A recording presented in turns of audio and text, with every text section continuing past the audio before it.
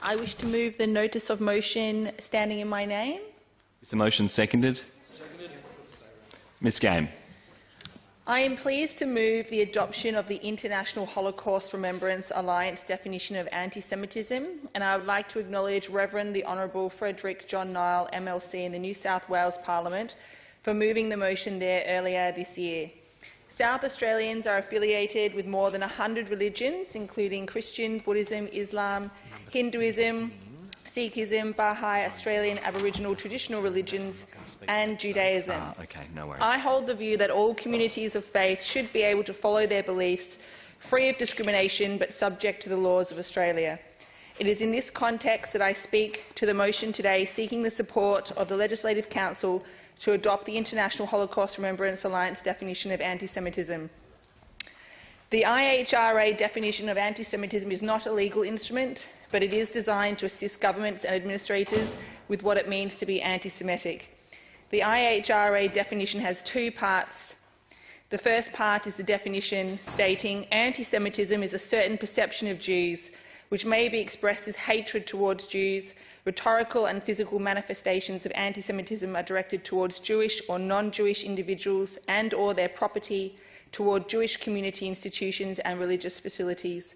And the second part provides examples, contemporary examples of anti-Semitism in public life, the media, schools, the workplace and in the religious sphere could, taking into account the overall context, include, but not limited to, calling for, aiding or justifying the killing or harming of Jews in the name of a radical ideology or an extremist view of religion, making mendacious, dehumanising, demonising or stereotypical allegations about Jews as such, or the power of Jews as collective, such as, especially but not exclusively, the myth about a world Jewish conspiracy or of Jews controlling the media, economy, government or other social institutions, accusing Jews as a people of being responsible for real or imagined wrongdoings committed by a single Jewish person or group, or even for acts committed by non-Jews, denying the fact, scope, mechanism, for example, gas chambers or intentionality of the genocide of the Jewish people at the hands of National Socialist Germany and its supporters and accomplices during World War II, the Holocaust,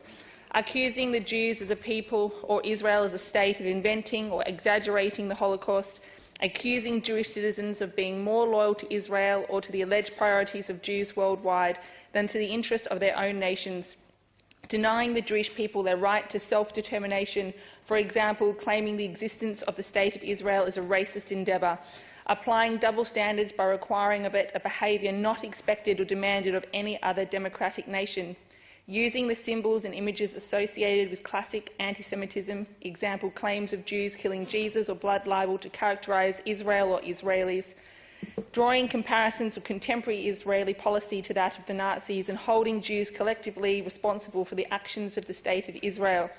It is axiomatic that you cannot deal effectively with a problem without defining it. It needs to be pointed out that the IHRA definition does not prevent criticism of Israel. Indeed, it has a specific provision that criticism of Israel, similar to that levelled against any other country, cannot be regarded as anti-Semitic. However, if you vilify Israel alone in a manner different and demanding a standard different to other countries, you cross a line. All mainstream Jewish organisations in Australia emphasise the importance of the IHRA definition of anti-Semitism as a useful tool for education and guidance. The Australian Jewish Association has been advocating for its adoption since 2019. 800 organisations have adopted the IHRA definition of anti-Semitism, including 19 US states, 204 local governing bodies in the United Kingdom and 314 educational institutions. Australia became a full member of the IHRA in 2019, but it was only in late 2021 that the federal government adopted the IHRA definition. The former Prime Minister Scott Morrison made the announcement, and the current Prime Minister Anthony Albanese, then opposition leader, also stated his support. Since the federal announcement, both New South Wales and Victoria State Government, again both with bipartisan support, have also adopted the IHRA definition of anti-Semitism in full. Anti-Semitism is associated with one of the darkest chapters of human history, when humanity abandons civilised moral codes. Societies and ideologies which embrace it typically suffer a major decline, if not complete destruction. Anti-Semitism is a political doctrine which led to the mass extinction of the bulk of European Jewry between 1933 and 1945. Reports from the United Kingdom, numerous European countries, United States, Canada, South America and Australia point to a dangerous resurgence of anti-Semitism. 490 anti-Semitic incidents were recorded by the Community Security Group in Australia in 2021, a 38% increase on the year before, and the CSG states it's highly likely that there remains significant underreporting and that the true number is much higher. The single highest category of anti-Semitic incident reported was abusive behaviour at 424 incidents, and 3 incidents involved school children. What's going on? That this is happening with living memory of the Holocaust should shock all people of goodwill.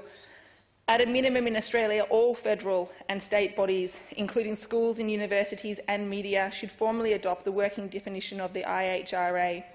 In recent years, the ABC reported on a wave of pro-Nazi and anti-Semitic posters and stickers appearing around Adelaide, including on university campuses and an Adelaide synagogue.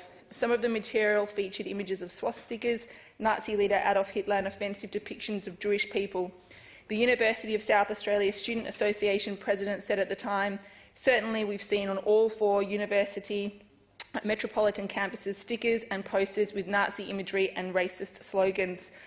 I've been contacted directly by students at the University of Adelaide thanking me for bringing forward this motion and expressing to me that they feel too afraid to identify as Jewish on campus. I am asking that South Australia join with the bipartisan approach shown federally and also adopted in New South Wales and Victoria. While this does not solve anti-Semitism, it would be a powerful signal that Australia stands united against anti-Semitism. In closing, I would like to thank Dr. David Adler, President of the Australian Jewish Association, for drawing my attention to this important motion. It has been a great privilege to introduce the motion to the Legislative Council of the South Australian Parliament, and I would like to reiterate that I believe in people's right to maintain their culture and belief practices in Australia in a way that fosters a unified Australia, good relationships and respect between everybody.